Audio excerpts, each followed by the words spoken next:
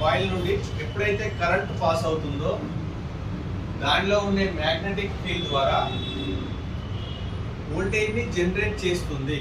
Types of coils. First one buck BUCK booster coil coil. Fourth one EMI filters. Plug పెట్టగానే చూడండి magnetic field ఏర్పడి ఏమైతుంది అది దానికి అంటుకుపోతుంది. ఎప్పుడు అంటుకుపోతుంది?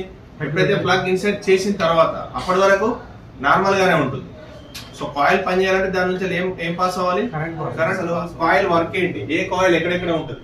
మొబైల్లో LCD డిస్ప్లే అనుకో, లైట్స్ వెళ్ళడానికి 16 to 28 వోల్టేజ్ అవసరం పడుతుంది. ఎంత? 16 to 28. మరి ఇక్కడ మన మొబైల్లో ఇచ్చే హైయెస్ట్ వోల్టేజ్ ఛార్జింగ్ పిన్ దగ్గర ఇస్తాం. ఎంత వోల్టేజ్? 5 వోల్టేజ్ వస్తుంది. ఎక్కడ? ఛార్జింగ్ పిన్ దగ్గర. సపోజ్ ఇక్కడ వోల్టేజ్ ఇంక్రీజ్ అవ్వాలి. ఎంత వరకు కావాలి మనకు? 16 to 28 వోల్టేజ్ కావాలి. అక్కడ ఏం కాయిల్ యూజ్ అవుతుంది? Booster coil. వోల్టేజ్ ని ఇంక్రీజ్ చేస్తుంది. మరి ఇంక్రీజ్ డైరెక్ట్ అదే చేస్తుంది అంటే డైరెక్ట్ అదే చేయదు. సో బూస్టర్ కాయిల్ వేరే IC స్విచ్చింగ్ చేయడం వల్ల దాంట్లో వోల్టేజ్ జనరేట్ అవుతుంది. CPU కి 0.6 to 1.1 వోల్టేజ్. మరి ఇక్కడ మనం ఇచ్చే వోల్టేజ్ ఎంత? 5 వోల్టేజ్. మరి ఈ 5 వోల్టేజ్ చార్జర్ IC లోకి వెళ్ళి, చార్జర్ IC నుంచి వెళ్ళి మళ్ళీ పవర్ IC లోకి వెళ్ళి, పవర్ IC పక్కన ఉండేటి అన్ని బక్ కాయిల్స్. ఆ బక్ కాయిల్స్ ఏం చేస్తాయి? వోల్టేజ్ ని తగ్గిస్తాయి. అర్థమవుతుందా? అప్పుడు అది ఎంత అవుతుంది? 0.6 to 1.1.